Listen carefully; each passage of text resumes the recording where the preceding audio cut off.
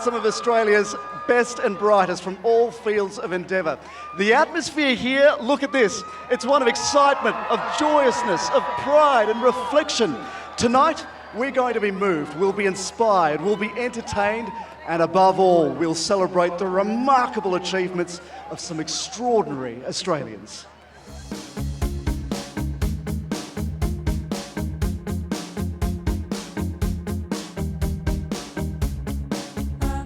This year has been so phenomenal. I did not expect it to be so intense and so busy. I didn't expect it to be so successful, and this platform has been probably the biggest honour of my life. There's nothing that can compete with this. There's nothing on this planet that could possibly be better than being one of the Australians of the Year. Honestly, the diversity of the awards it just shows how diverse Australia actually is, and also the talent that there is. We're all just normal people. It's actually been a huge buzz meeting everyone and their partners as well, because quite often they're the ones behind a lot. It's going to sound really corny, but Ben Robert Smith last night said that he thought the world was in despair and crisis at the moment, and he hoped that the Australian of the Year could inject hope into the Australian landscape. I'm actually really excited this year. We've had a few changes. The feeling is pretty electric, so I'm very, very keen to see the reactions when we make the announcements. I need to pinch myself every 5 minutes to say, is this really happening to me? I'm loving it. But I'm really, really pleased that I'm here at the Australian of the Year Awards to be able to reflect back on the past 12 months. It's been truly amazing. But yet, there are so many on the mic. Ladies and gentlemen, the 2016 Australian of the Year Awards. Please welcome your host, Jeremy Fernandez. Good evening and welcome to this magnificent location in front of Parliament House in the nation's capital. We start by acknowledging the Ngunnawal people, the custodians of the land on which we celebrate today. We acknowledge their traditional wisdom, their living culture, and we thank them for their ongoing contribution to the life of this region.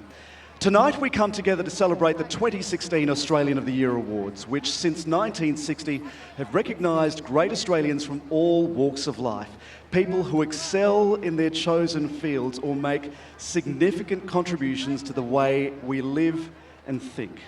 What makes these awards special is that absolutely anyone can be nominated. It's not about celebrity. In fact, these awards give us all an opportunity to give recognition to those who don't seek it. Across Australia, every state and territory chooses finalists in the 4 categories: Australia's local hero, the young Australian, the senior Australian, and the Australian of the Year. From these 33 diverse and remarkable people, 4 are chosen as national recipients. This evening, that tradition continues as we reveal who will be the Australians of the Year for 2016. And now it gives me great pleasure to welcome the Chairman of the National Australia Day Council, Mr. Ben Robert Smith, VCMG, and the Prime Minister of Australia, Mr. Malcolm Turnbull.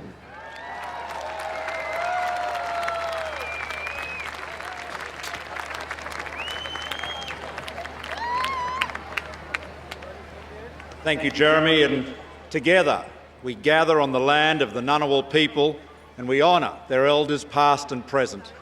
Australians, let us all rejoice. Rejoice that tonight we are honouring the Australian of the Year finalists. Selfless, committed to the service of others, in different ways improving and enriching the lives of our whole Australian family.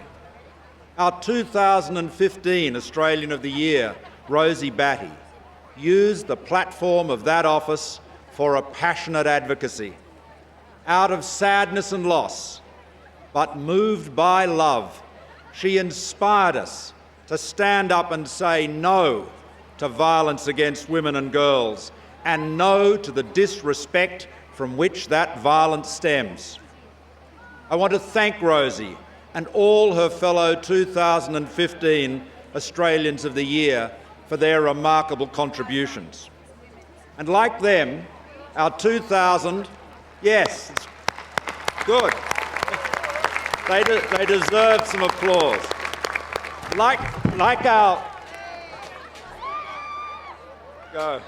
Well, it's very important to be agile in the year of innovation. Like them, like our 2015 Australians of the Year, our 2016 finalists come from across Australia and from every walk of life. We rejoice that they too are shining examples of our best selves. And tonight, on the eve of Australia Day, we rejoice in being citizens of a nation whose identity is not defined by religion or race, but rather by shared political values, open to all, democracy, the rule of law, mutual respect, and our deep instinct in our Australian DNA that everyone is entitled to a fair go.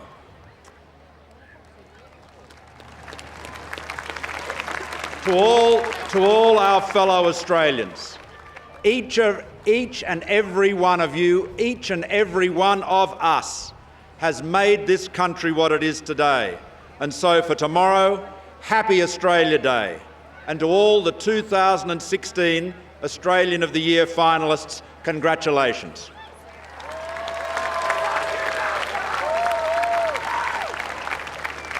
Thank you, Prime Minister. Now to our first award, Australia's Local Hero for 2016.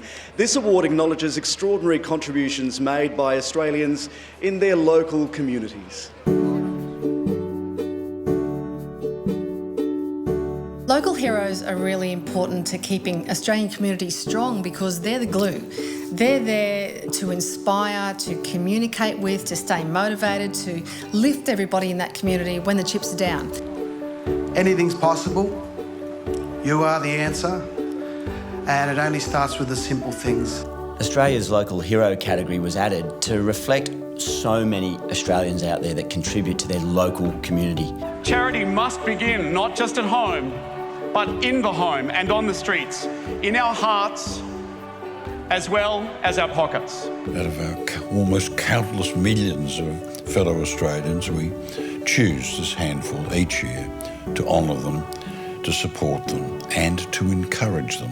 I'm so honoured to stand among the most amazing, inspiring individuals here today, and I'm truly honoured to receive this award. It could be someone from a small country town who's just done fantastic things for the community and for people in the town. Every child is very important and they all need love and support, especially those kids in hospital. These are the people that form the fabric of our nation. They're on call 24/7 and will jump whenever there's an emergency or someone needs help. And as I say, they show you what's great about the people of Australia.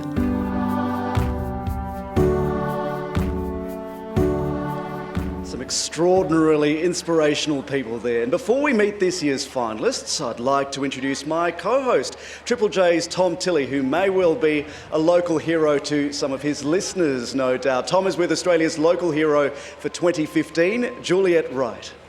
Jeremy, thank you very much. And thank you very much too. It's very exciting to be here with a real-life local hero, Juliet Wright. It all began for you with Give It. Now tell us what Give It is.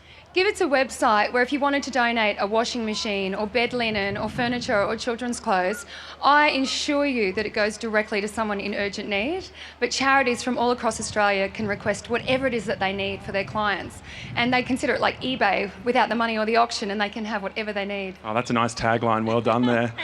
I believe it was particularly helpful during the Queensland floods. In 3 weeks of that devastating flood that we had in 2011, Give It managed 33,500 donations in 3 weeks, and we got 1.8 million hits in 10 days. The website was a flood of donations itself. It was really, really rewarding. Okay, and as most people would know, we've got 12,000 refugees coming from the Syrian crisis. You're going to step in there as well? Yeah, so Give It's managing all offers of assistance for them. So if anybody wants to donate anything to these beautiful Syrian and Iraqi refugee arrivals, you go to the Give It website, join the newsletter, and we'll keep you informed of what's needed. And we just saw a little snippet of you on the screen from last year. It's amazing to think that a year has passed. How much difference did this award make to you?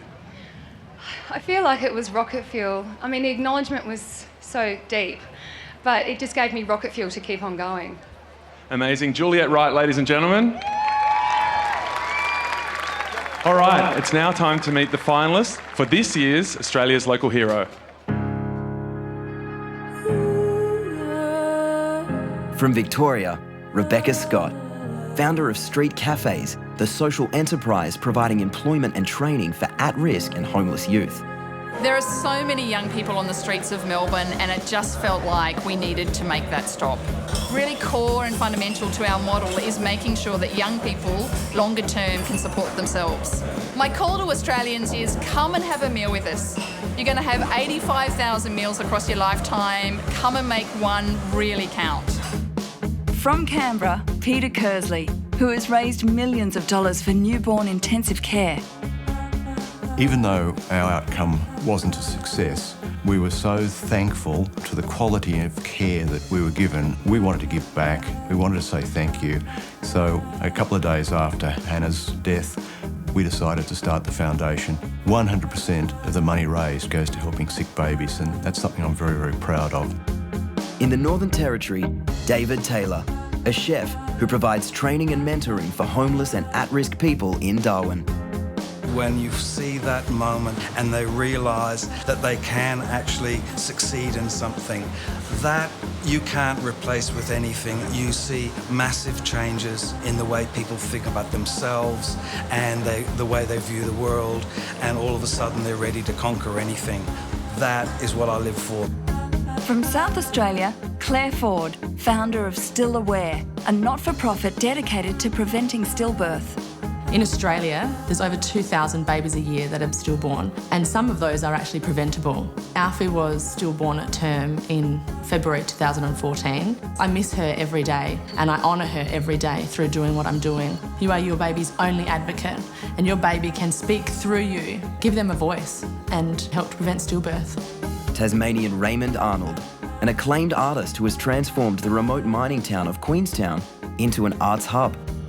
I've come to Queenstown and set up my arts hub to encourage local artists and local audiences to be engaged. Rural and remote communities are sort of tough places, but I think art can be tough, but I think art can also soften, it can glue people's visions together and bring a sort of coherence to communities. From Western Australia, Dr. Stephen Langford, Medical Director of the WA Royal Flying Doctor Service. Our rural and remote parts of Australia provide so much of our economic prosperity. It's important that we provide them with the best health services we can. Each year, we transfer around 9,000 patients, and we cover 1/3 of the Australian continent. The Royal Flying Doctor Service is just critical to our whole national health service. From New South Wales, Dr. Catherine Keenan, co-founder of the Sydney Story Factory, which teaches kids the expressive power of storytelling. When they're in here, they can write about the things that they are interested in. They're not being assessed, and they're just given that space and that freedom to write about what will really get them excited. Giving kids the writing skills and the confidence to tell their stories is incredibly important. It will allow them to flourish and be the people that they really want to be. From Queensland, Indigenous land rights activist and Olkala man Michael Ross. I have achieved something, not for myself, for the Olkala people and all Indigenous people. I had to try and build some sort of foundation for my young people because Mother Nature made it for us, and it's our duty to help Mother Nature to look after it. We're here as custodians, all of us, to look after country. Ladies and gentlemen, the finalists for Australia's Local Hero 2016. And now, Prime Minister, would you please do the honours?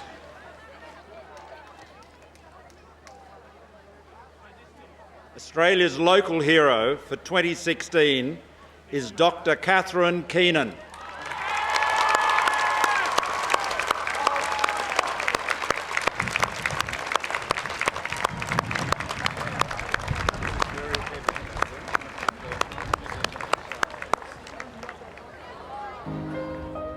This is the story of Catherine Keenan and her vision to start a place where kids' imaginations could run wild. A place where we could write and tell stories. There are dreamers and there are doers. Only very rarely do you find a dreamer that is a doer as well. And that is Kath Keenan. So, in 2012, in the heart of Redfern in inner Sydney, the Sydney Story Factory was born. I think one of the things that Kath recognised is that in any community, but especially a community like Redfern, teachers and parents can only do so much. There is a role for the community as well to help support children in their education and to make education fun as well. Sydney Story Factory is a place where kids from all walks of life can find their voice and tell their stories. When they're in here, they can write about the things that they are interested in, they're not being assessed, and they're just given that space and that freedom to write about what will really get them excited. Normally when a kid cries out for help, Miss Alice, the first aid room lady, part-time superhero, would come to their rescue. Young people feel so included, their work is completely validated as well, and they leave the workshops feeling really pumped, encouraged and inspired. I don't believe in the Loch Ness Monster, and I don't even think he can swim well. Gordon was not very happy about this, so he explained why it was so important to him. Something that particularly impressed me about Kath Keenan, she had a fabulous career going at the Sydney Morning Herald. She was the literary editor, doctorate from Oxford University, universally well regarded, and she just walked away from the whole thing, embarking on a dream that she had, and she made it happen before our very eyes. All our classes are run with volunteers, and the volunteers are like a little safety net for the kids so that they can risk these things that they might not otherwise. And you can see when it works, and there's this smile that just lights up the face of the volunteer and it lights up the face of the kid, and there is this connection because they've become writers together. I think as much pride as Kath invests in her volunteers and staff and the kids that come through the doors of the Sydney factory, I think she might be surprised at how much pride we have in just simply being in her orbit. In the assembly hall, I addressed my army. Cats of all factions. I found a world full of cat food and we shall invade it. Let 1,000 flowers bloom. It's a wonderful idea. It's something that can be duplicated, not just in capital cities, but in communities across our brown and pleasant land. From all the kids of Redfern and beyond, thank you, Kath, our local storytelling superhero. And as the skies turn moody here in Canberra, the crowd is staunch. It's the Australian way. Ladies and gentlemen, your Australian local hero for 2016, Dr. Catherine Keenan.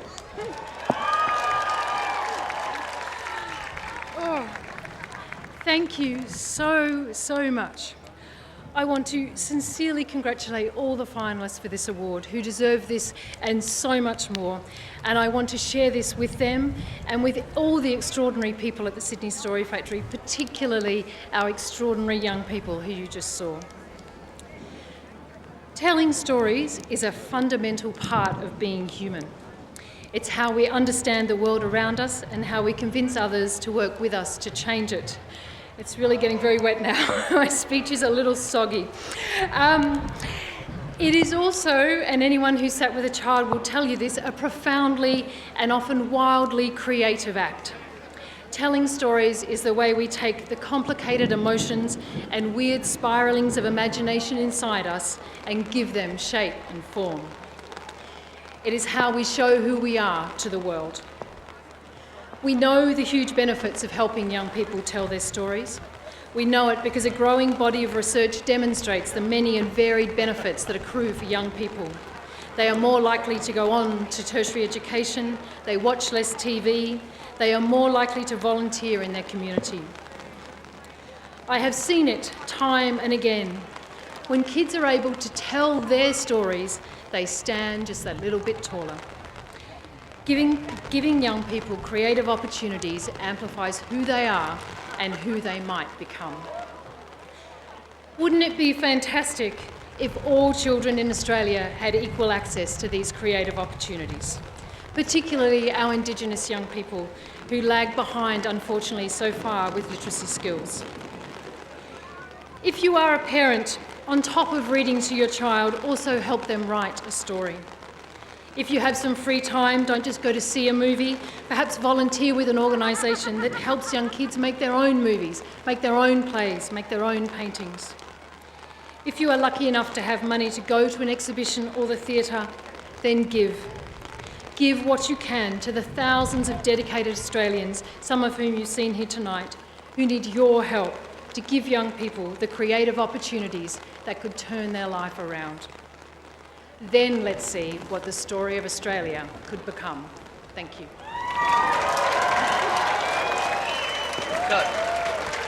Congratulations, Dr. Catherine Keenan, and thank you to all our local hero finalists. Hi, this is Michelle Payne, just wishing everybody a very happy Australia Day. Michelle Payne there, the first female jockey to win the Melbourne Cup. What an extraordinary year it's been for her. Tomorrow, of course, is Australia Day, which will see celebrations of all kinds take place across the nation. Everything from backyard barbecues to regattas, fireworks and picnics on the beach.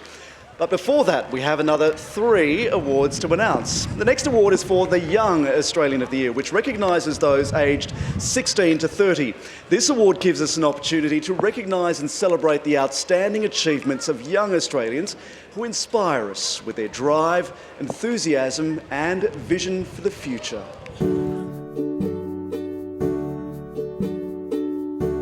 Since 1979, we've had the Young Australian of the Year category, and that's acknowledging 16 to 30-year-olds. And let's face it, youth is the future of the nation. I imagine us as Australians sharing and celebrating the sacredness of each other's stories, embracing and caring for our neighbours as we embrace and care for ourselves. I love the fact that we've got a Young Australian of the Year award. There's been some brilliant young Australians, whether they be in the field of business or sport or whatever it may be. This award ceremony is in a sense a celebration of the idea that individuals use his or her ability to give back to our great nation. Inspiring others, educating others, celebrating the fact that we have a fantastic country to live in where we can be and grow to our full potential. 2015 is a new year and the focus has to be on deaf children. Idealism, you look for integrity, you look for human decency, and you look for energy. In receiving this award, I'm conscious of the tremendous dedication and passion of so many Australians working to fight against poverty and injustice in our world. When you look at what they've done and you look at where they're going, we're in good hands.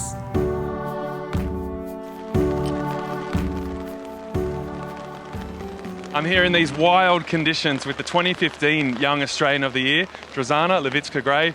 Drozana, it's a wild night here, but you've also had a wild year. How much has this award helped you help other deaf Australians?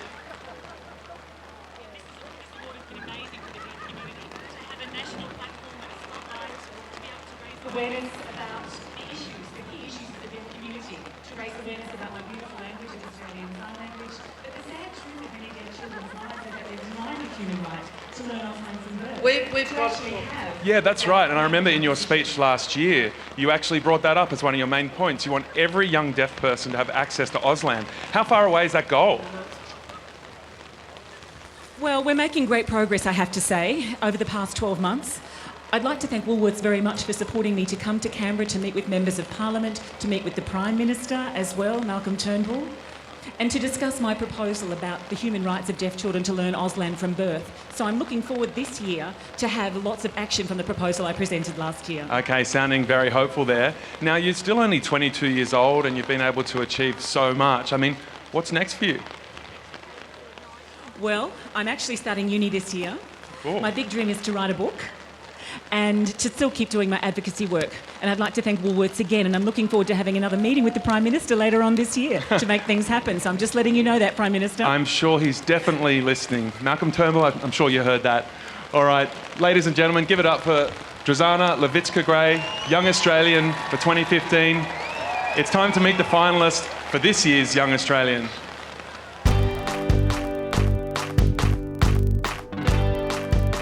From the ACT, Napuni Wajewa-Krema, co-founder of Gigi's Flowers, a social enterprise employing people with special needs.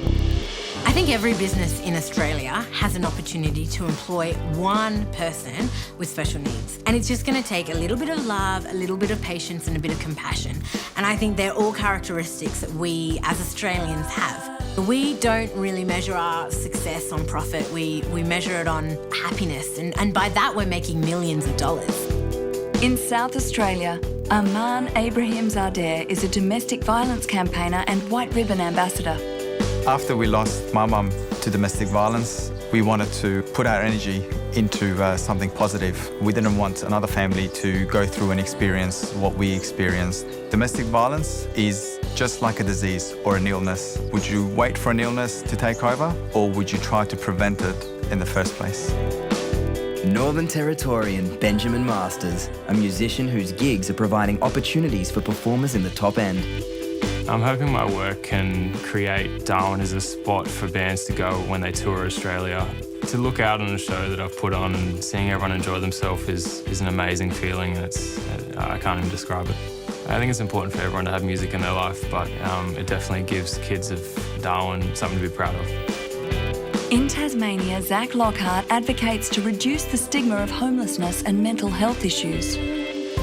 Any of us can suffer from mental illness at any point in our lives. It's something that affects everyone, and if we talk about it, then we can really break down the stigma so that those living with mental illness don't have to feel afraid about talking about their issues. And over the next 12 months, my goal for Australia in regards to homelessness is that we will explore new strategies to give people a hand up and not a handout. Queenslanders Nick Marchese and Lucas Patchett, founders of Orange Sky Laundry, a free mobile laundry service for the homeless. It takes about 1 hour to wash and dry someone's clothes, and after about 2 minutes to set up, there's not a huge amount to do. So we pull out the 6 orange chairs and everyone sits around and has a really nice chat, and that 1 hour time is a really powerful time for that. We're able to have a really great conversation, a non-judgmental conversation, and those conversations really make what our service is so unique, but also make the experience for our volunteers extremely rewarding, but extremely beneficial for our friends on the street. From Victoria, Robert Gillies, co-founder of Homey, the inclusive streetwear brand helping the homeless. We wanted to create an inclusive space where people from all walks of life are welcomed in and walk out of the door having had a great conversation and with clothes that they feel proud to wear and are comfortable wearing. People who are experiencing homelessness are just everyday people like you and me. There's no reason to think of someone experiencing homelessness as anything other than your neighbour, your son or your parents. In Western Australia, Catherine Hughes campaigns for whooping cough immunisation. The grief we felt after losing Riley was so overwhelming. We just didn't want any other family to experience it. We knew that Riley's death could have been prevented with immunisation during pregnancy, so we decided to go public and ensure that more mums knew about the importance of vaccination. From New South Wales, Melissa Abu-Ghazala, founder of the Top Blokes Foundation, combating antisocial and risk-taking behaviours among young men. I think that young men in Australia today are the #1 untapped resource. Let's engage young men in public conversations. Let's see how young men can help us to find the right solutions to address a lot of the social issues that we face. How can we work together so that we can help empower and inspire the next generation of top blokes?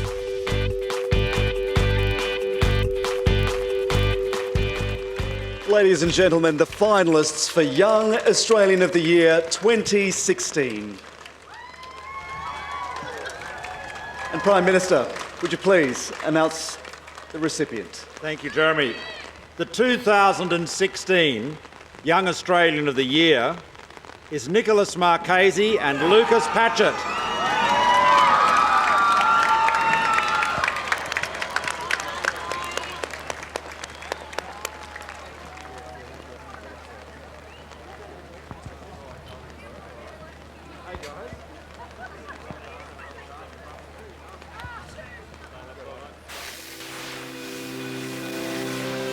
A world first, a free mobile laundry service for the homeless.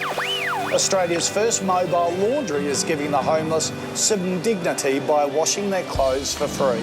When Nick and Lucas brought up the concept of throwing some washing machines and dryers into an old van and driving it around, my first reaction was, wow, that's a big idea. How on earth are you going to pull that off? It's easy for us to make a donation to a great cause, and that's the easy bit, but never actually put the effort into making a difference to somebody's life. And that's what Nick and Lucas do every single day to a group of Australians that most of the rest of us would walk by and ignore. Tonight, 105,000 Australians are homeless, and that means that 1 in 200 Australians here tonight don't have a home to go to. So every Australian has an obligation to help others. We first met Nick and Lucas from Orange Sky Laundry in the middle of last year as part of our Flying Start program, and the judging panel at the time were just so impressed by the outstanding and innovative nature of the solution that Nick and Lucas were proposing to help the homeless. They had to build trust. These people were being asked to hand over their most valuable possessions, their clothes, to these total strangers. They didn't want to be judged. Were they being sold something? Was this political? Was it religious? No. Their friends on the street loved the service. Some of these guys and girls who live on the street, unfortunately, are ignored for 99% of the day. So a 1 hour time in the morning, afternoon or night with one of our really friendly volunteers can have a huge impact. It's about knowing that someone cares. Yeah, it's all about knowing that someone cares out there. And having clean clothes means that I can go on with my life and go to job interviews and have conversations with people on public transport without feeling ashamed. These are two young 20-year-old, passionate, enthusiastic, inspirational young guys that have solved a simple problem in a very innovative way, promoting respect and just engaging in those homeless communities and giving them something that we all take for granted. It's very daunting that there's homeless people all around the world, and we're the only people in the world providing free mobile laundry. So we hope to one day see Orange Sky Laundry helping people every minute of the day. I think it's really warmed the hearts of so many people who now know that there are others out there who genuinely and deeply care about their well-being. It is so simple, but has this ripple effect that can affect people's lives forever. And that's a bit of magic. What Nick and Lucas are doing is a bit of magic. It's hope. It's all about hope. We get through the night, we get up in the morning, and we're looking for whatever hope we can.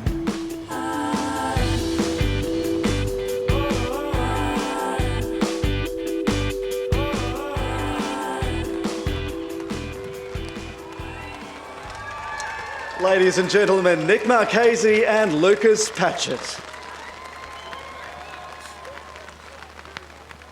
Thank you, Mr. Prime Minister. Congratulations to the other inspirational 7 young Australians and their remarkable achievements. Nick and I are humbled and honoured to be the 2016 Young Australians of the Year, an award which reflects the tireless dedication of our 300 plus volunteering community and countless supporters from around Australia who we'd also like to send a massive thanks to. Every night, 105,000 Australians do not have a place to call home. They do not have a safe, quiet, and particularly tonight, a dry place to sleep. They do not have a basic human right: clean clothes and conversation. Orange Sky Laundry started as a simple idea from us 2 regular blokes from Brisbane. We wanted to wash and dry clothes for free. But after 70,000 kilos of washing, over 15,000 volunteering hours across 6 services in Australia, we realised it is so much more. We can restore respect, raise health standards, and be a catalyst for conversation. We have found a way to treat others how they want to be treated.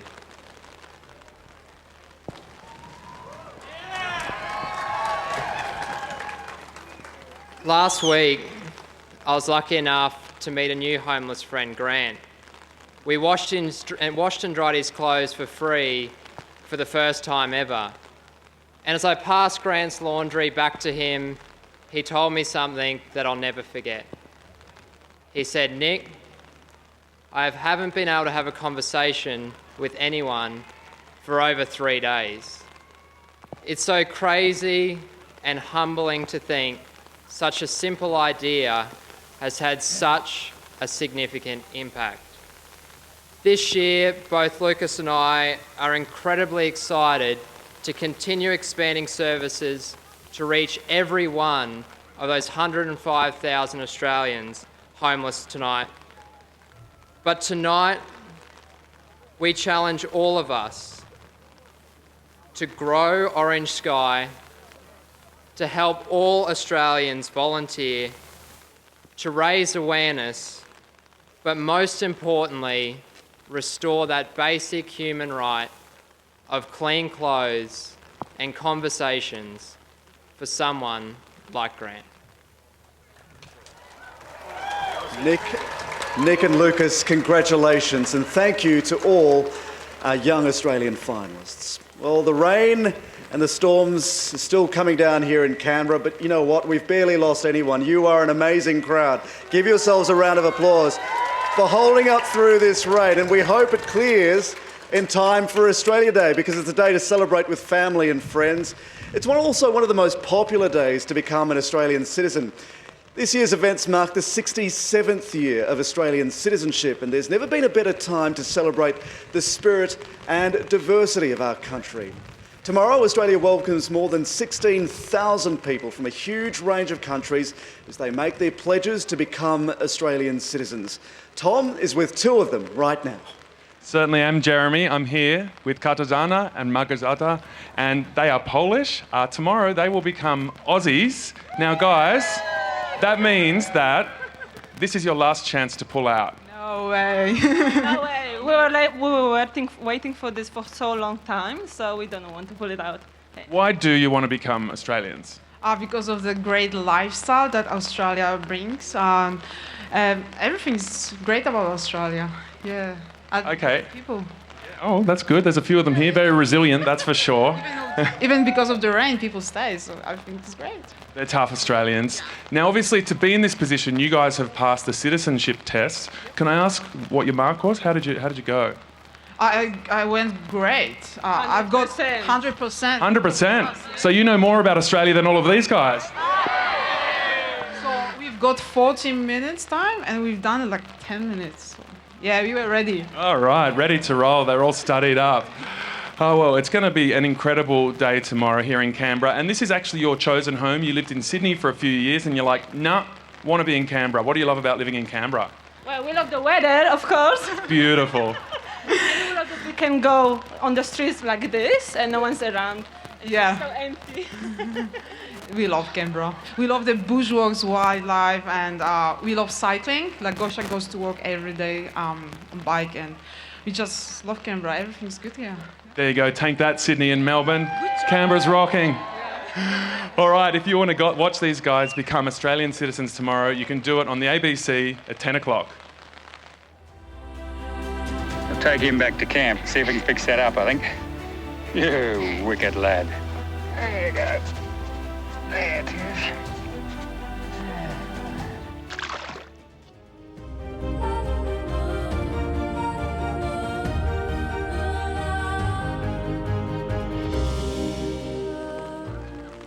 Remembering two very different former Australians of the Year there, Harry Butler and Alan Bond, both of whom passed away in 2015. Now, it's time to hear from a former Australian of the Year who's very much alive, Dick Smith. Dick, hello. 20 years since you were named... Hi, Jeremy. Dick, it's been 20 years since you were named Australian of the Year. I can indeed, Dick. It's been 20 years. 1986, you were named Australian of the Year. I'm sure it's a reflective time of year for you as you reflect back on your time as Australian of the Year and also the 20 years since. Yes, it certainly is. It takes me back to 1986 and it allowed me to do some quite incredible things. I was supporting Ted Noss at the time. He was into life education, and at the time they were advertising cigarettes to young people, young girls especially. About 30% smoked, and so I was able to use the Australian of the Year tour around Australia to talk about this, and in the end the government legislated that no more cigarette advertising directed at young children, and of course that was fantastic. Dick, you're an Australia Day ambassador. Tell us, what does that involve? How will you be celebrating Australia Day? Well, I'm at the farm here just south of Goulburn. By the way, the rain that you've had at Canberra, it's on its way here. But I'm heading with my wife Pip to Bega tomorrow as an Australian Day ambassador. We'll jump into the chopper and head across the mountain range if we can get through with the weather. And then I'll be partaking in a citizenship ceremony, which was fantastic, and meeting country people, because most Aussies live like I do in cities, but the real Australia is out there in those country towns. Dick, you know what it's like to be Australian of the Year. What's your message to those recipients tonight? Well, the message is, look, use your notoriety. You're going to be famous for at least 12 months, probably longer, maybe for the rest of your life, and use that to continue the good things you've been doing, because politicians will listen, the press will listen, and you can do some fantastic things. Thank you, Dick Smith, the Australian of the Year 1986. Thank you. And we continue to acknowledge the contributions of our elders with our next award, the Senior Australian of the Year. This award recognises the ongoing achievements of those Australians aged 65 and over. These are Australians who in their later years continue to contribute generously to their communities and to the nation. They inspire us with their energy, passion and wisdom.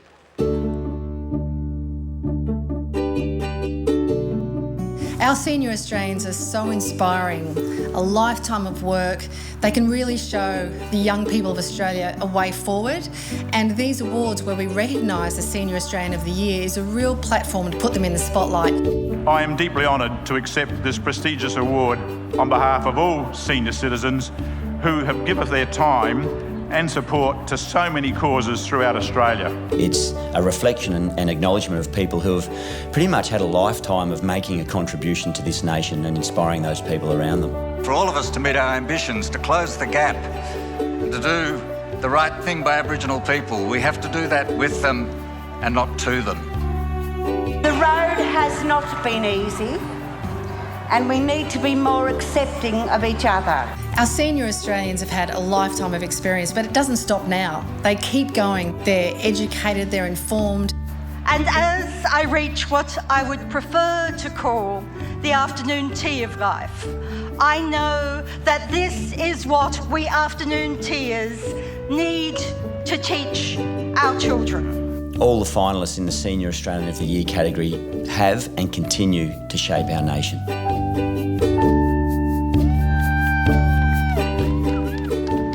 I'm here with the 2015 Senior Australian of the Year, Jackie French. Jackie, an amazing year you've had. How much difference has this award made to your life? It's been 10 years crammed into one. It has been extraordinary. 365 days ago, I was terrified. The four of us were terrified. And today we were exultant because I think we have achieved not just what we hoped to achieve, but 10% more.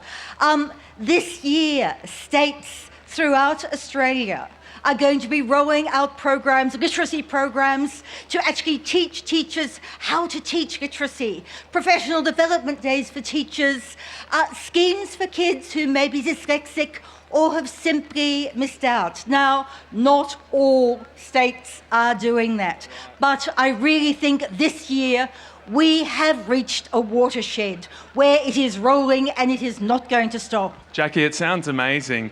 And it's not just the work that you've done in the last year that's incredible, it's actually your whole career. You're an incredible author, and in a way you're a perfect role model because you actually suffer from dyslexia, which so many young people do.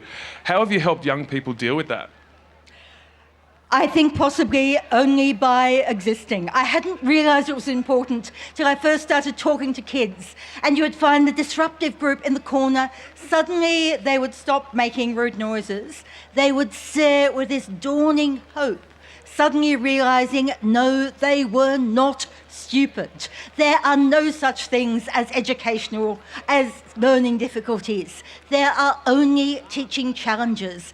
Every single child in Australia can learn to read, but also it is the most important thing you can give to a kid. Reading is bodybuilding for the mind. But look, it's more than that. We need to give our kids permission to say books are boring. I've spoken to 120,000 kids in the last 2 years. 80% of them think books are boring. So I have offered every one of them $5 if we cannot find a book that is so fascinating, they can't stop reading it, they turn off the TV, they forget about the computer, and all of these horrible little boys have been deciding, I'll pretend to be 10 kids and get $50. Not one kid has asked for the money, but I have had thousands of emails of kids who have found their magic book, because it's different for all of us. Look, I don't like books about the sex life of cricketers. For me, 80% of books are boring. You can't just say, oh, this is a good kid's book, this is Emily. Put them together just like an arranged marriage and then we'll be happy. And it doesn't work like that. We need free-range readers. We need to give kids permission to say, this book is boring, I will put down another one. Or like me, when you've got, look, imagine you had a really wonderful pizza, but you say, it was delicious, I've had enough, I don't want to finish it. You don't have to finish a book. You are boss. Books look better with watermelon stains. And if you're like me, always read the ending first, because I don't like sad endings and I don't want to waste my reading time on a book with a sad ending. Amazing, Jackie French. Give it up for the passion of Jackie French, ladies and gentlemen. Incredible, the 2015 Senior Australian of the Year. It is now time to meet the finalists for this year's Senior Australian of the Year. Northern Territorian Bob Shuring established Operation Bring Them Home to bring back the bodies of fallen soldiers from Vietnam. This is righting a wrong. For a lot of Vietnam veterans, because of the war, was unpopular and a whole host of things. They were never welcomed home for 25 years, and I know what that done to me personally, and I know what it done for the other 60,000 out there. And all I'm saying is for these last 25, let's bring them home and give them their welcome home parade. From New South Wales, Gordian Fould, Director of Emergency at St Vincent's Hospital for more than 3 decades. We see the worst of it. We see new drugs come, we see the misery, we see domestic violence, and we can absolutely sense very early when bad things are happening to fellow human beings from what we see in the emergency department. It's our responsibility to bring this to public attention. So what public attention does with that, it's fate. In South Australia, Monica Oliphant, a scientist, solar innovator and renewable technology expert. When I first started, we were more or less regarded as the tree hugger type. Now it definitely is mainstream, and there's still lots to do, and I hope I can be involved with it for many years to come. Tasmanian Professor Ian Allison, an acclaimed glaciologist who has helped Australia build an internationally respected scientific community. I think it's important to continue our scientific research into aspects of climate change, and glaciers give a very clear visual indication of the overall temperature of the planet. We need to be able to better predict what's going to happen so that we can put in place the proper adaptive measures. So the science is important and spreading the message is important. In Victoria, Jack Charles, Indigenous elder, performer and role model for Aboriginal and non-Aboriginal people. I can educate the masses through my performing arts. What better thing than an elder in my unique position with the lived experiences? What better thing could I be doing in my life to try and bring people out of their own hearts of darkness? From the ACT, Professor Greg Teggett, a leading advocate for smart assistive technologies that give aged and disabled people a better quality of life. Something like 2,000 people a week are turning 65. 90% of Australians want to stay in their own home and age. They don't want to go into retirement villages. As they do get older and they do have some decline of physical and mental capabilities, they need to have some degree of independence. Queenslander Tim Fairfax, a businessman making an extraordinary philanthropic contribution to Australia's arts community. I've always been passionate about bringing arts to rural and regional Australia. We all have a creative streak in us, and sometimes it's buried there and it's not exposed. So if we can bring people to be creative, we will live in a wonderful, vibrant society, I think. From Western Australia, Graham Edwards, Vietnam veteran and advocate for Australia's returning servicemen and women.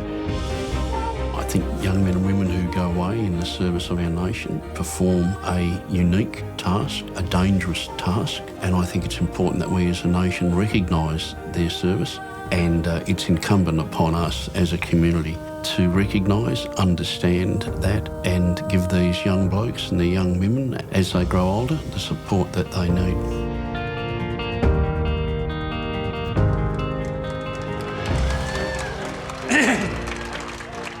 Ladies and gentlemen, the finalists for Senior Australian of the Year 2016.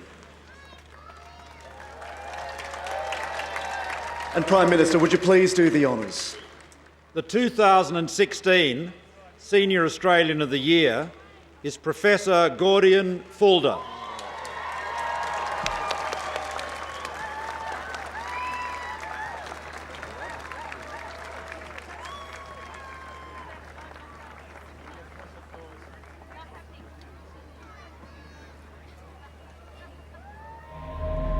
Public outcry over alcohol-fuelled violence has caused governments around Australia to experiment with tough new laws. Those leading the charge is Dr Gordian Fulda, Director of the Emergency Department at St Vincent's Hospital.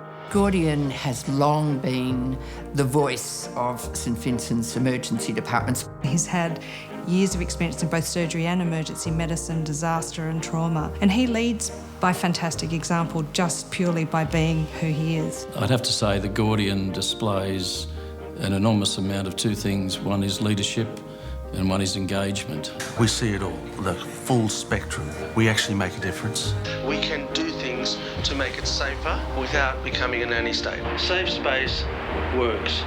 It really, really makes a difference. By far the most serious incident the police attended in Sydney overnight was an unprovoked assault that's left a teenager critically injured. Following the tragic deaths of Daniel Christie and Thomas Kelly, Gordian Fulda was the principal person who came forward on behalf of the hospital and on behalf of all victims. Gordian brings a lot of credibility to the discussion. He's somebody who can see that we need to make a few changes to improve the safety of our young people, the safety of ourselves. Over his 30 years in the St Vincent's Emergency Department, Gordian has made a tremendous impact, whether it's dealing with these major public health issues or speaking out about the things the public needs to know. Australia has a massive problem with alcohol. Police say alcohol abuse is an increasing concern. Gordian has this unique ability of bringing the emergency department into people's homes. He does it not through blood or suffering, but using the words that the people of Australia understand. You can go out and have fun without getting pissed. You can go out and have fun without getting into a fight. We've had significant reductions in alcohol-fuelled violence, and this is all due to the fact that Gordian came out and stood up for the victims of crime. And the great thing about Gordian is that he understands the politics, he understands the medicine, but most of all, he understands the people. He comes from a very human perspective, and I think that's why his message cuts through so powerfully. I think he's just unforgettable, and I think that everyone will remember him for how he's been able to give some very serious messages to the community. To be the head of an emergency department that receives so many people at their worst moment, you have to be a strong character, and Gordian is. It's fantastic for the next generation of doctors, nurses, to have the benefit of the wisdom of Gordian Fulda. I would like us to appreciate how lucky we are, and I would like us to start caring more for the person next to us.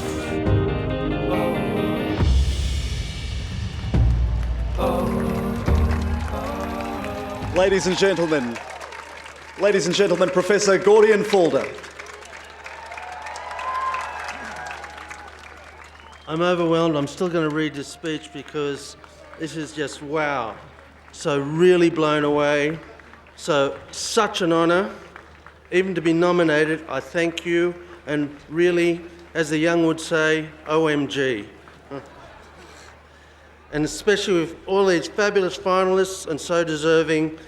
But, serious part coming, it's really not about me. What it is about is us as a community.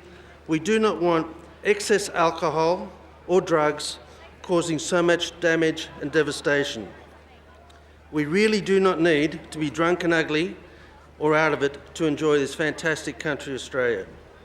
In Australia, We really do look after our mates and each other.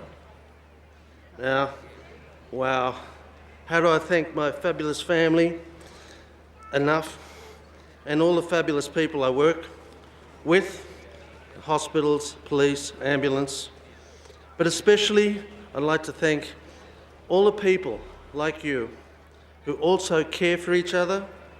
And I got to say it, I'm so humbled by the support and the comments on social media. So many and so embarrassingly kind. For over 40 years, I've seen and treated the carnage caused. It is preventable, it is unnecessary. The cost of injury and despair to the individual, to the family, to the friends, to the community, even to turning to Malcolm, the taxpayer is astronomical. It's all about saving well-being, lives and souls. Some 25 nights ago, first time ever, New Year's Eve, Sydney, millions went out. They drank alcohol, they celebrated, but we had no death or no severe brain damage brought to emergency. There were massive crowds, but society accepted, cooperated, not needing to be totally drunk, intoxicated, aggressive, violent, to have a good time. We as individuals, communities, thank you. We as individuals and communities and organisations like the Tom Kelly Foundation or the Life Education with Healthy Harold, the giraffe teaching our young kids, we can change attitudes and even influence regulation and legislation. We need to, big one, teach that actions have consequences, but above all, we must increase each other's regard and respect for another human being. Thank you so much. Congratulations to our Senior Australian of the Year, Dr. Gordian Fulda. Ladies and gentlemen, there's a possibility of more bad weather, as you've probably realised. So let's get on to the main event, the Australian of the Year award. Please meet these extraordinary finalists. From the ACT, David Morrison, retired Lieutenant General, former Chief of Army and equality advocate. If you think that you've had opportunities given to you as a result of your sex or the God you believe in, the colour of your skin, and you think that those same chances haven't been given to the person standing next to you, then don't be a bystander. Be involved and try and do something about it.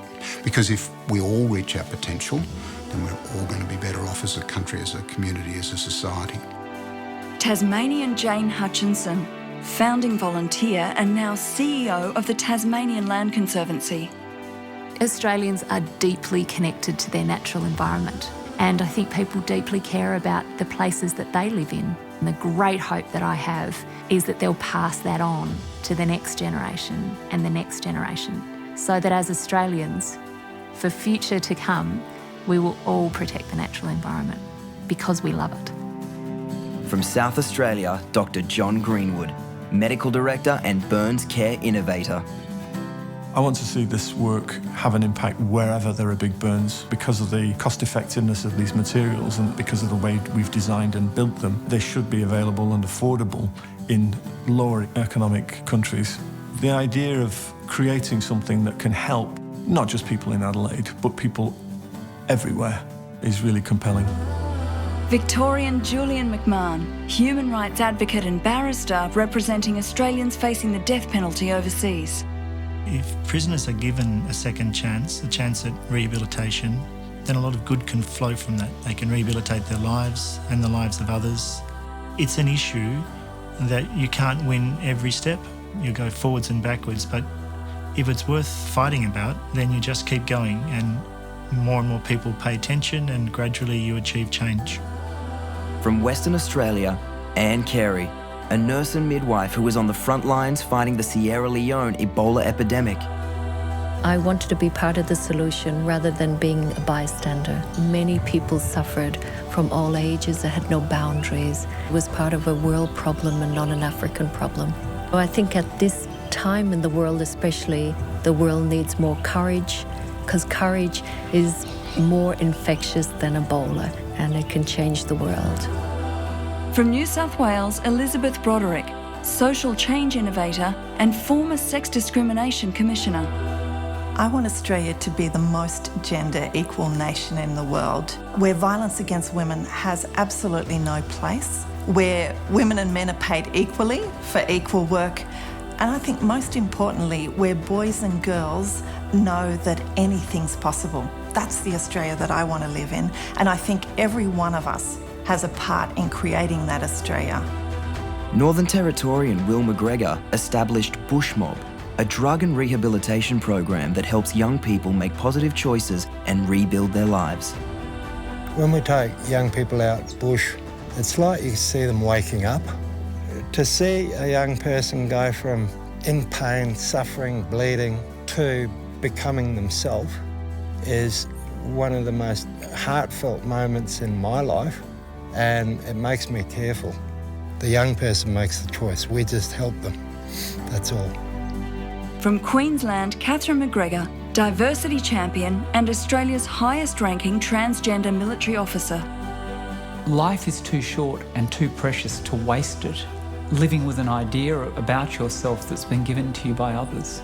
The greatest gift any human being can give to those who love them is to be fully themselves. And the ultimate waste of a human life would be to die without letting the world see who you really are, or to let those who love you have a chance to love the real you.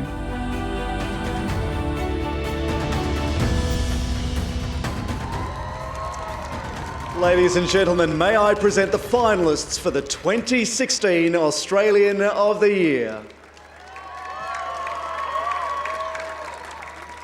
You may notice that Jack Charles, whom you saw in that package, is not present among our finalists tonight. He's performing in Canada. Prime Minister, for the final time tonight, would you please do the honours? The 2016 Australian of the Year is David Morrison.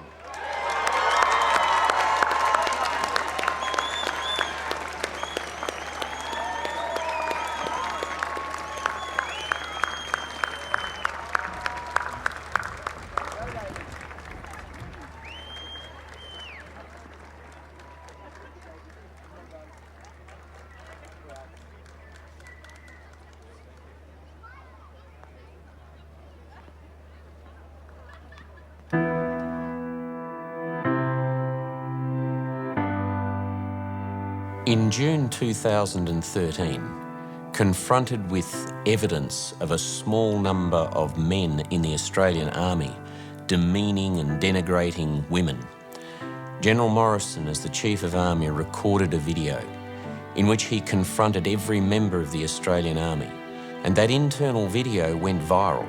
It went all over the world, and it did so for very good reason, because it's a story of leadership. On all operations, female soldiers and officers have proven themselves worthy of the best traditions of the Australian Army. They are vital to us maintaining our capability now and into the future. If that does not suit you, then get out. When I saw it, I think when everyone saw it, we all knew that it was a defining moment of leadership. It was unprecedented and it was incredibly powerful, and the world took notice. My first thought was that it was about time. Finally, we had someone who Australia looked up to and respected stand up for the morals and the values that we believe that we have as a nation. It singled him out as a leader who was prepared to invite spectacular criticism, but also create spectacular change. He might have been speaking to the men and women of the Australian Army, but he spoke to Australia. He spoke to us and what is good in universal human values, what is good in us as Australians, and in doing so, he made a difference. He came from an industry that's not known for championing diversity, particularly gender diversity. David Morrison will be a leader in the diversity agenda. He will raise questions, he will challenge people's perceptions, and that's a good thing. I will be ruthless in ridding the army of people who cannot live up to its values, and I need every one of you to support me in achieving this. The standard you walk past is the standard you accept. That goes for all of us, but especially those who, by their rank, have a leadership role. Ultimately, when people like David Morrison stand up for equality and diversity, that is true allyship. That is using privilege and power to make real change. Halfway through 2015, David Morrison, having given 40 years of his life of service to Australia and to the Australian Army, stepped down as the Chief of Army.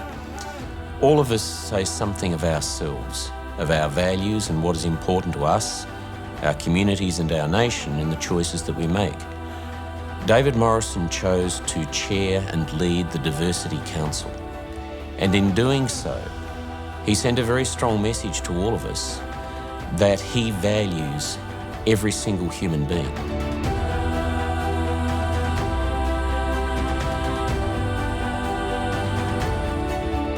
If we are a great national institution, if we care about the legacy left to us by those who have served before us, if we care about the legacy we leave to those who, in turn, will protect and secure Australia, then it is up to us to make a difference. If you're not up to it, find something else to do with your life. There is no place for you amongst this band of brothers and sisters. 2016 is definitely the year for diversity in Australia, the year that David Morrison will demonstrate to people who haven't believed this issue touches on their lives that this is an important issue and it's critical for the well-being, happiness and prosperity of Australia. Ladies and gentlemen, please welcome your 2016 Australian of the Year, David Morrison. Thank you very much. Thank you.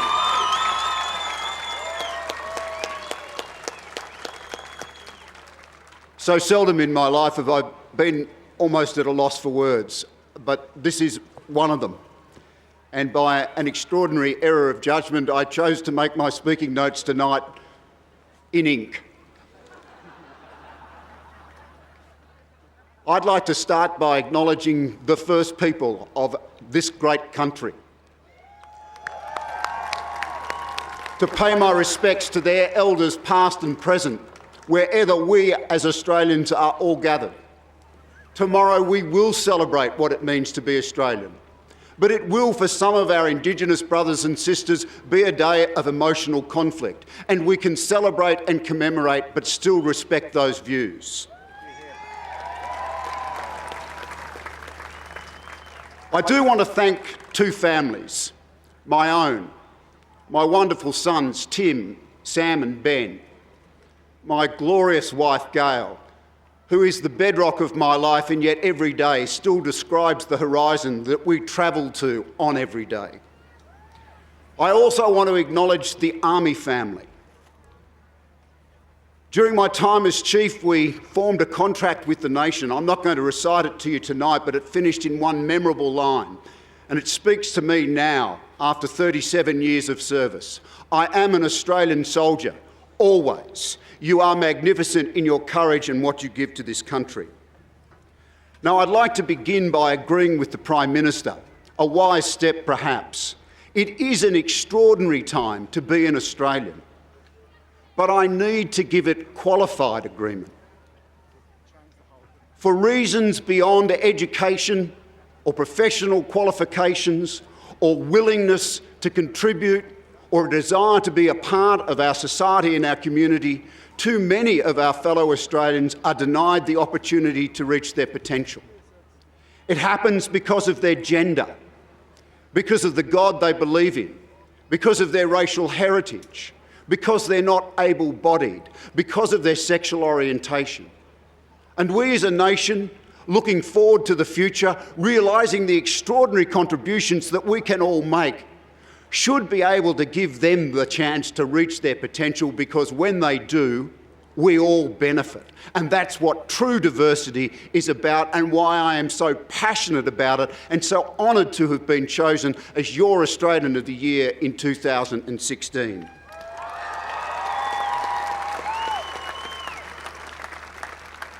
And so I think it only fair to name the three areas that I would like to give my greatest support to.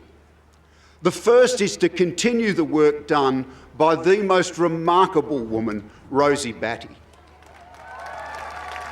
She has set a benchmark for us all, and the scourge of domestic violence, which faces us as one of our great social issues, won't be solved in a year, maybe in 50 or 100 years, but it is up to us in our lifetimes to do something about it. And I look forward to contributing to her great work.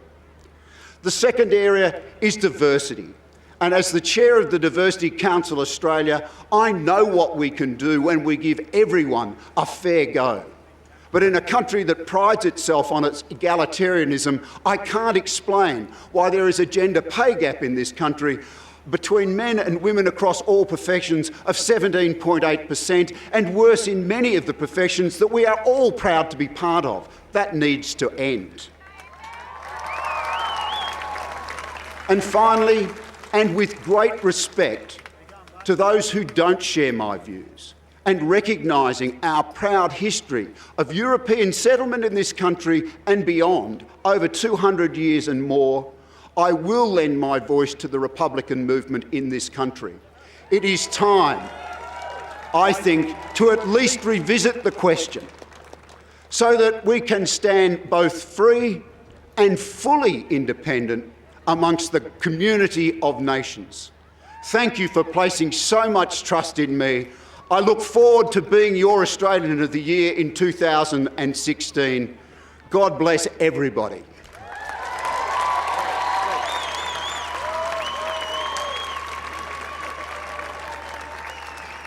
Ladies and gentlemen, our new Australian of the Year, David Morrison, and congratulations to all the finalists from every state and territory. Now, please welcome the Chairman of the National Australia Day Council, Mr. Ben Roberts-Smith, VC MG. The Prime Minister of Australia, the Honourable Malcolm Turnbull. The 2016 Local Hero, Catherine Keenan. The 2016 Young Australian of the Years, Nick Manchisi and Lucas Patchett. To the Senior Australian of the Year for 2016, Goydin Fulda. To the Australian of the Year, David Morrison. To all of our 2016 Australian of the Year Award finalists and to our Australian of the Year Award alumni. To the thousands of Australians here on the forecourt of Parliament House and a nation standing by on the eve of Australia Day 2016. Welcome. I'd like to start by acknowledging the Ngunnawal people, the traditional custodians of the land that we gather on this evening, and I pay my respect to the elders past and present of all of Australia's First People. I spoke to the recipients earlier today, and the one thing that unifies them is that they give us hope, something that should never be underestimated. Each and every one of them provides an aspect of hope for this society, for our culture, for our nation. And in understanding the diversity in this group, it's a cross-section of Australia as a whole. And diversity is our strength. We seek, not just on Australia Day, but every day, to be mutually respectful and understanding in our endeavours with others and our interactions with all Australians. Each one of the recipients and the finalists here today has demonstrated they truly love their country. They are prepared to go above and beyond, to sacrifice. They've shown resolve, but they have achieved things that are great and great for our nation. When we look at the awards, they are the preeminent awards in Australia. No other nation has awards that have the approval of government, the approval of a whole people. So I stand here tonight and I ask everybody to look at our recipients, our national recipients, our finalists from all the states and territories, and remember that that is what we aspire to be people that understand the diversity of our culture, to impart our knowledge and our experiences into a national conversation about how we as a people can move forward. So, ladies and gentlemen, as Australians, I ask you today and every day to think about our future and move forward together. Have a great Australia Day. Thank you very much.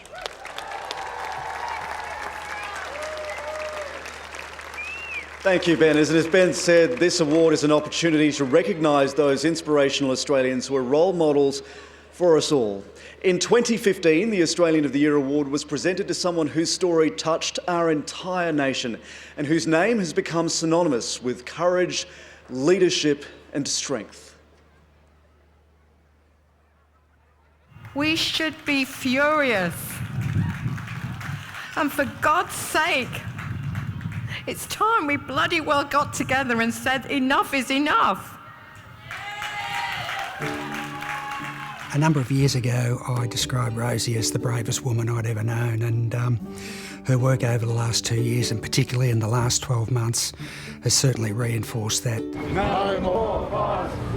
When Rosie started talking about this, the community sat up and took notice. The politicians sat up and took notice.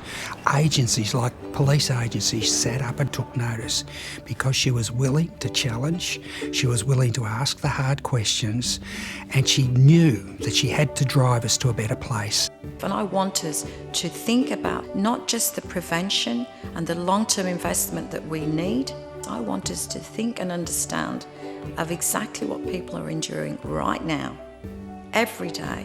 She's been courageous, she's been challenging, and she's changed the status quo in Australia.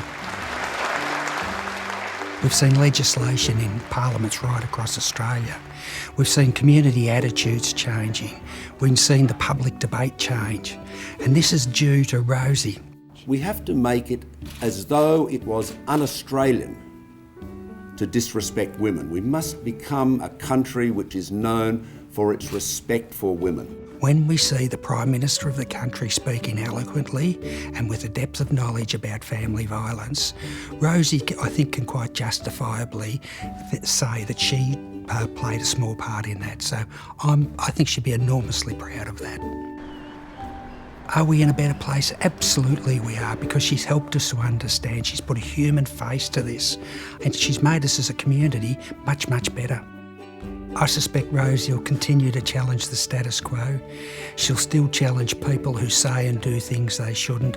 She'll still be willing to challenge people that aren't acting fairly. Rosie will continue to make our community a much better place. And now, ladies and gentlemen, please welcome Mr. Ian Narev, the Chief Executive Officer of the Commonwealth Bank, the principal partner of the Australian of the Year Awards. Thank you, Jeremy. I'd like to acknowledge the traditional custodians of the land on which we meet today, and to say what a privilege it is, come rain, hail or shine, for the Commonwealth Bank to be associated with the extraordinary women and men who make this great country greater. The partnership has been going for 36 years, and the spirit of the awards, which we're proud to support, is embodied so well by Rosie Batty, who finishes her year as the Australian of the Year tonight. During the year, Rosie has confronted us with the facts of family violence, challenging us to accept that each of us has a personal responsibility to do what we can do to end this epidemic. She has touched us with the courage that she has shown in the face of unspeakable personal tragedy, and she has inspired us by showing us that if one brave woman stands up and speaks, a nation will stop and listen. Tonight, Rosie Batty's tenure as Australian of the Year finishes, but it is incumbent upon all of us to make sure that the work she is doing is just starting. And I'm delighted to have heard the words of another great Australian, David Morrison, committing to continue Rosie's wonderful work. Ladies and gentlemen, please welcome the 2015 Australian of the Year, Rosie Batty.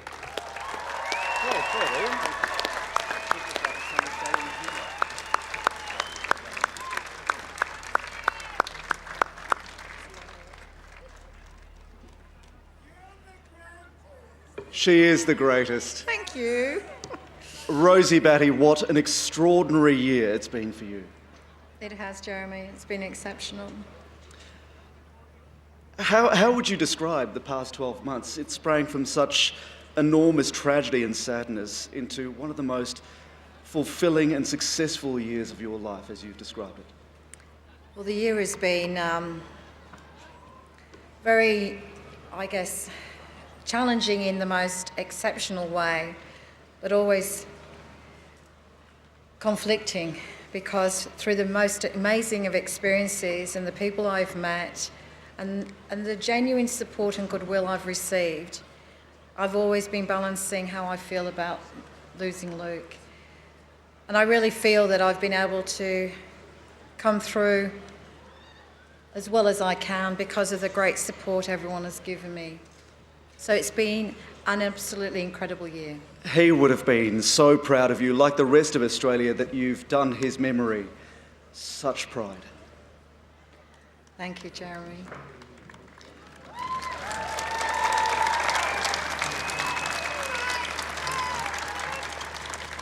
Rosie, David Morrison, the 2016 Australian of the Year, is a huge fan of yours, is a great supporter, one of your staunchest supporters in your time as Australian of the Year.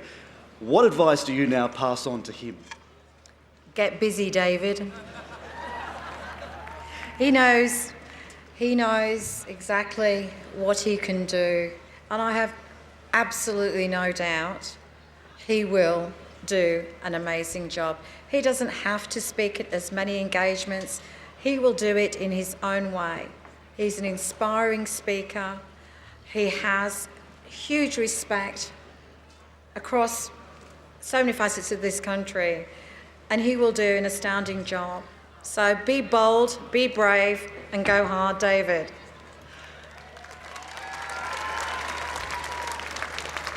Rosie, just finally, the story of Rosie Batty, the Australian of the Year 2015, continues. What's next in the chapter of your story? Trekking in India, looking for tigers. First holiday, looking forward to it. But no, this doesn't stop. We are now having a conversation that has been a long time coming. We're debating it in boardrooms, we're discussing it in politics, and we're embracing it and debating it in public. We have to keep going, and we have to keep asking those questions and challenging these behaviours. So nothing stops, everything keeps going. I won't slow down. Ladies and gentlemen, the extraordinary and inimitable Rosie Batty, the Australian of the Year 2015.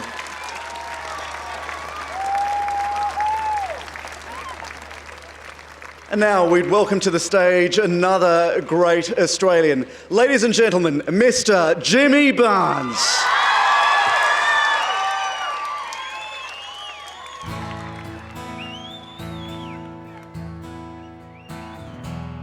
Thanks for staying out in the rain. Lovely to be a part of it.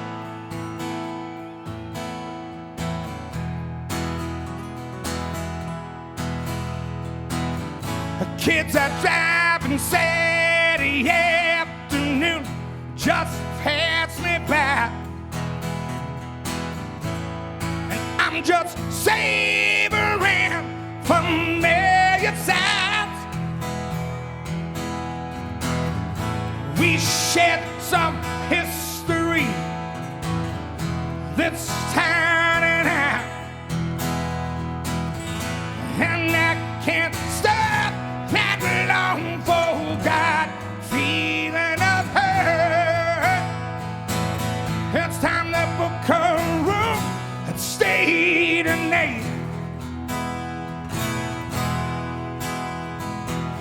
And number one is to find some friends to say you're doing well.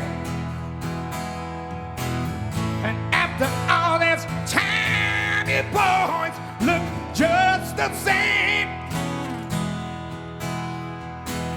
And number two is the happy hour, one of two hotels, and settling to play to you remember so and so. And number three is never say her name. And all the flame trees around the weary driver. nothing else can set fire to this town.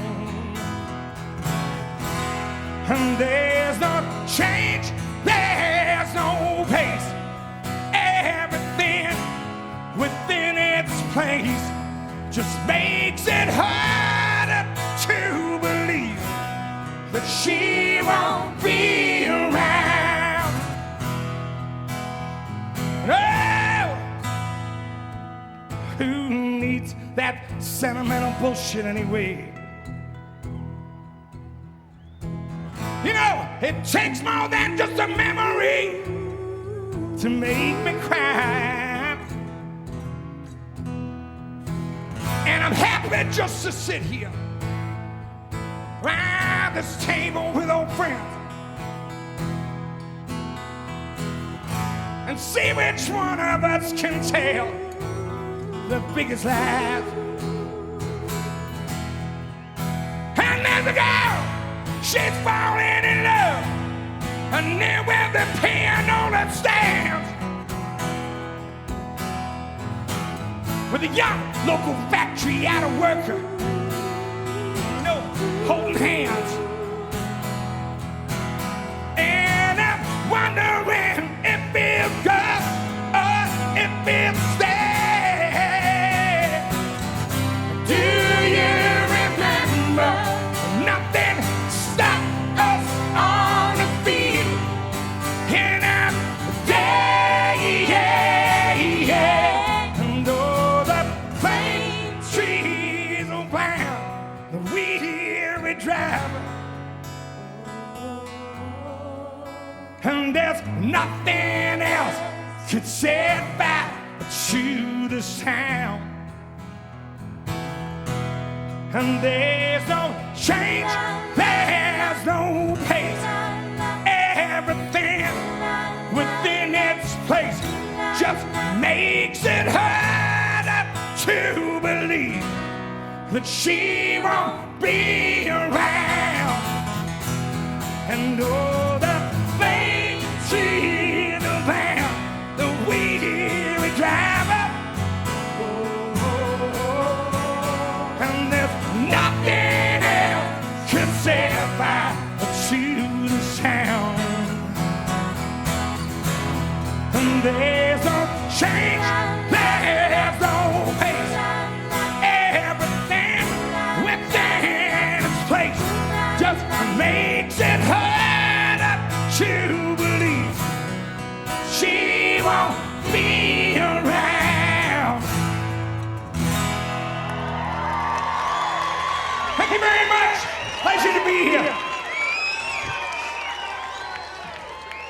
Ladies and gentlemen, a huge thank you to Jimmy Barnes and his band.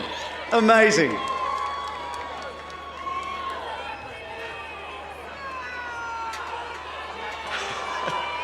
And congratulations, of course, to all our finalists and recipients tonight. And please thank the Prime Minister now, Mr. Malcolm Turnbull. And the Chairman of the National Australia Day Council, Mr. Ben Roberts-Smith. The National Australia Day Council would like to acknowledge the Department of the Prime Minister and Cabinet for their support and the Commonwealth Bank for their ongoing commitment to the awards over 35 years. The Australian of the Year Awards are your chance to recognise our highest achievers. So if there's an Australian who makes you proud, please nominate them for next year's awards. You can nominate online at australianoftheyear.org.au, and while you're online, find out what's happening across the nation to help you celebrate Australia Day at australiaday.org.au. And please join us at 10 a.m. tomorrow on ABC TV and News 24 from the shores of Lake Burley Griffin with the Prime Minister for the National Flag Raising and Citizenship Ceremony, where 27 new citizens will officially call Australia home.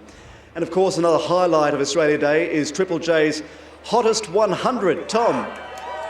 That's right, Jeremy. We know who is the Australian of the Year. We know who's topped that poll. It's time to find out who is going to top the Hottest 100 tomorrow. And I got a bit of a crew here who are throwing a party, but they're actually still tearing up over Jimmy Barnes' rendition of Flame Trees. You guys okay?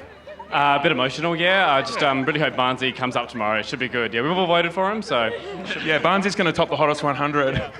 You guys going to have a barbecue? What's going to happen tomorrow? Got a bit of a barbecue at Maddie's, which should be good fun. We're all new to Canberra, so it's all pretty exciting for us, yeah. All right, I hope you have a beautiful day, guys. I'm sure we will, yeah. And it's been a beautiful night. Back to you, Jeremy. Thanks so much. Thank you, Tom, and thank you to all of you for braving the rain and for helping us celebrate the 2016 Australian of the Year Awards. From all of us here in Canberra, a very happy Australia Day.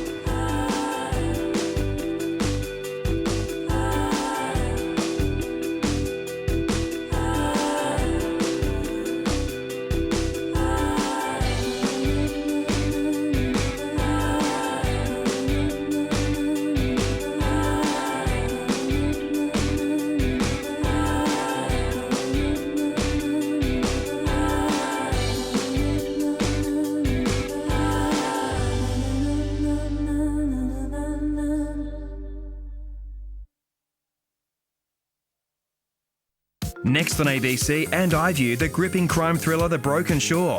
Then ABC News Late Edition, and later The Tonight Show starring Jimmy Fallon.